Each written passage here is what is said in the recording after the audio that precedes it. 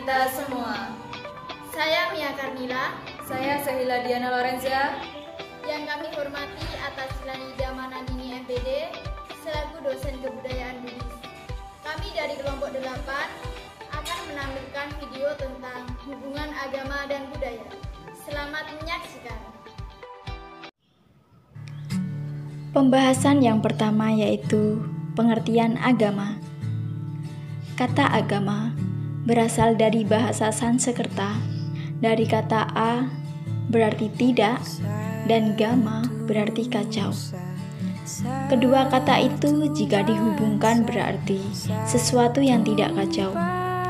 Agama dalam pengertian ini memelihara integritas dari seseorang atau sekelompok orang agar hubungannya dengan Tuhan, sesamanya, dan alam sekitarnya tidak kacau.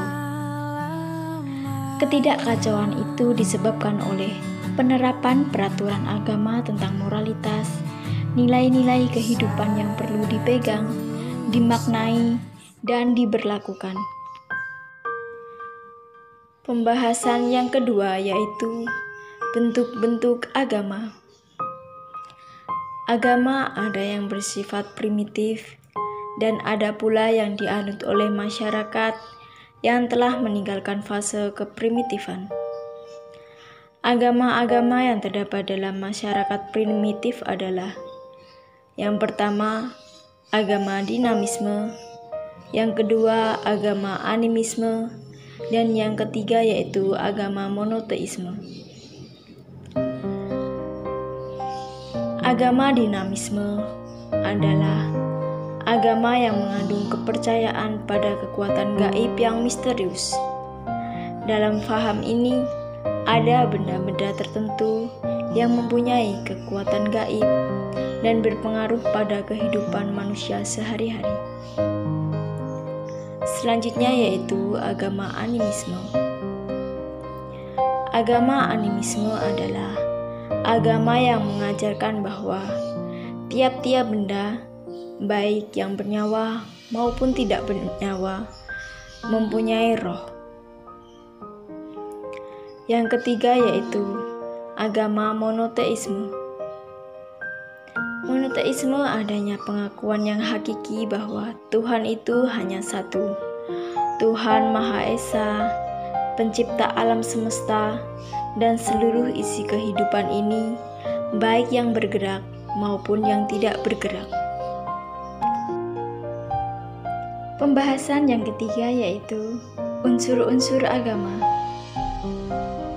Unsur-unsur penting yang terdapat dalam agama adalah: yang pertama, unsur kekuatan gaib. Manusia meyakini bahwa kekuatan gaib itu sebagai tempat minta tolong. Manusia harus berhubungan baik dengan kekuatan gaib tersebut. Hubungan baik ini dapat diwujudkan dengan mematuhi perintah dan larangan kekuatan gaib itu sendiri. Yang kedua yaitu keyakinan manusia.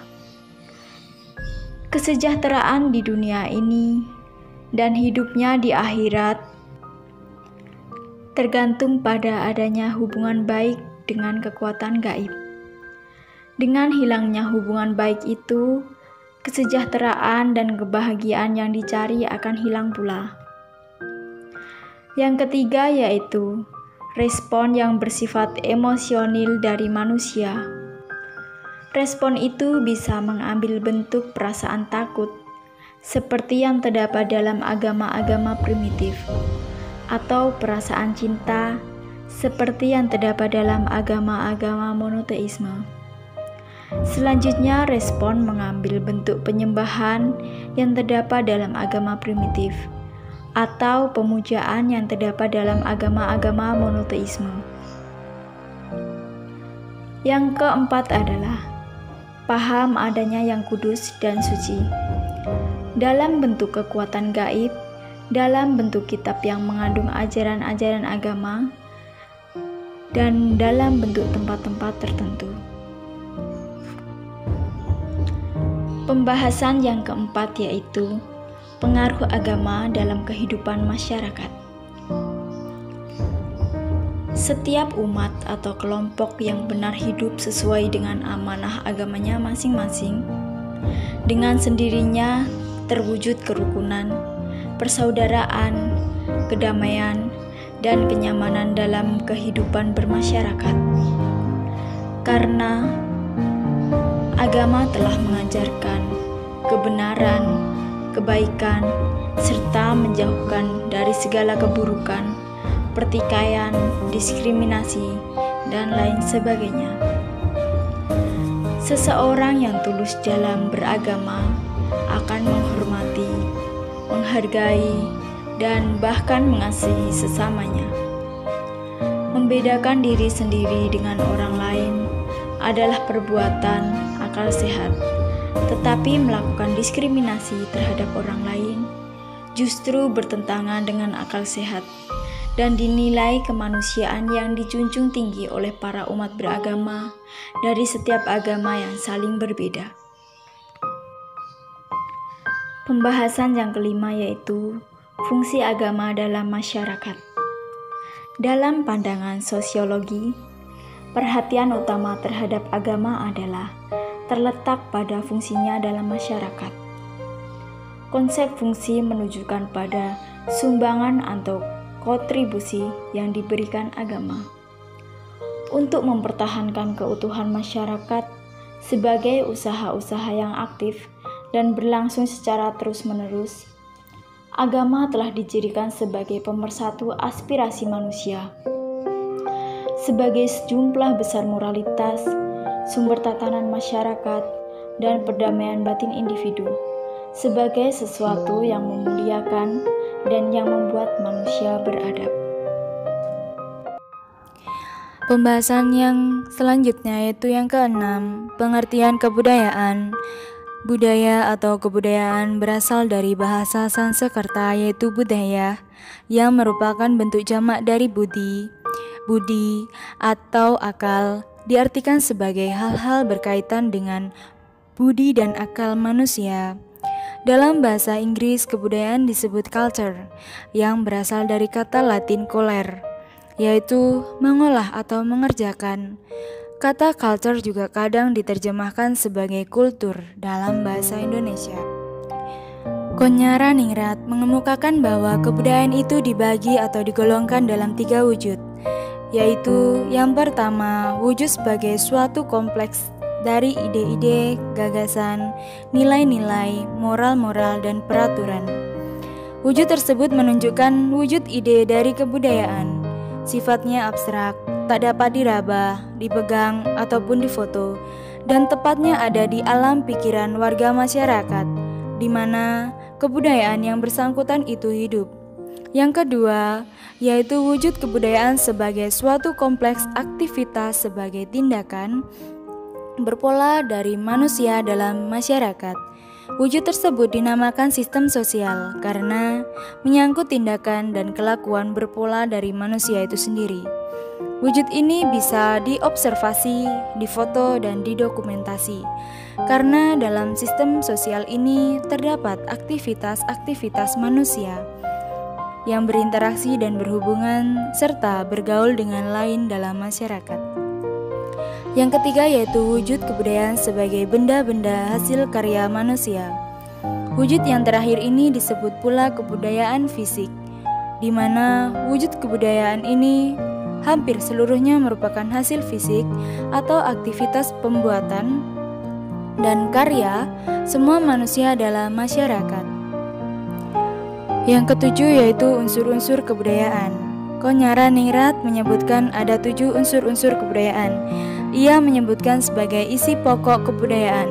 Ketujuh unsur kebudayaan universal tersebut adalah: yang pertama, kesenian; yang kedua, sistem teknologi dan peralatan; yang ketiga, sistem organisasi masyarakat; yang keempat, bahasa; yang kelima, sistem mata pencarian hidup dan sistem ekonomi; yang keenam, sistem pengetahuan; dan yang ketujuh yaitu sistem religi. Pembahasan yang ke-8 yaitu budaya dan pemenuhan kebutuhan hidup manusia. Budaya berfungsi membantu manusia dalam memenuhi kebutuhan hidupnya. Kebutuhan hidup manusia terdiri atas kebutuhan biologis, kebutuhan sosial, dan kebutuhan psikologis. Manusia mempunyai berbagai kebutuhan agar dapat menyesuaikan diri dengan lingkungan. Yang pertama, kebutuhan biologis. Kebutuhan ini mutlak harus dipenuhi manusia. Artinya, jika kebutuhan biologis ini tidak terpenuhi, maka organ tubuh manusia akan terganggu, bahkan bisa meninggal dunia. Selanjutnya yaitu kebutuhan sosial. Untuk memudahkan tercapainya kebutuhan biologis, manusia memerlukan kebutuhan sosial. Kebutuhan sosial antara lain, yang pertama, kegiatan bersama, yang kedua, berkomunikasi dengan sesama, yang ketiga, keteraturan sosial dan kontrol sosial, yang keempat, pendidikan. Selanjutnya yaitu kebutuhan psikologis. Kebutuhan psikologis meliputi hal-hal sebagai berikut. Yang pertama, rileks atau santai. Yang kedua, kasih sayang. Yang ketiga, kepuasan altruistik.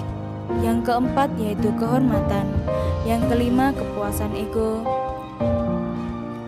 Pembahasan yang kesembilan yaitu manusia sebagai pencipta dan pengguna kebudayaan. Manusia dilahirkan sebagai makhluk hidup dan paling sempurna.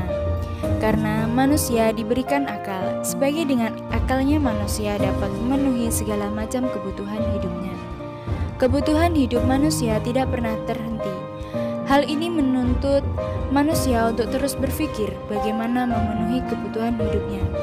Tujuan memenuhi kebutuhan hidup inilah akhirnya melahirkan berbagai cipta dan karya manusia, atau apa yang kita kenal kebudayaan.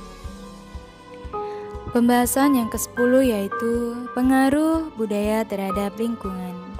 Budaya yang dikembangkan oleh manusia akan berimplikasi pada lingkungan tempat kebudayaan itu berkembang.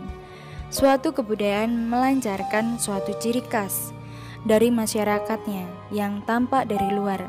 Artinya, orang asing dapat melihat kekhasan budaya dan daerah atau kelompok.